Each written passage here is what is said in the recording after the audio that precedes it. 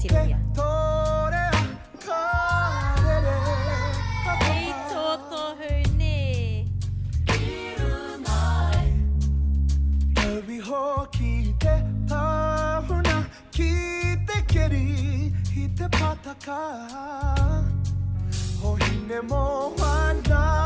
Tai timbu, tai pari, he poto noi hote hewa.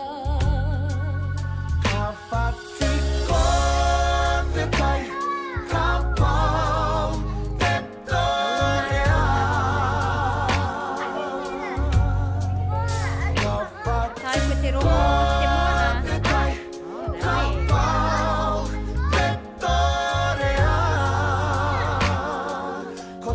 Timona. Kärite tawa. Anai, jag tog att ta med hej. Ite manu. Hea haka. Kahanga. Keria, keria, kefiti anate.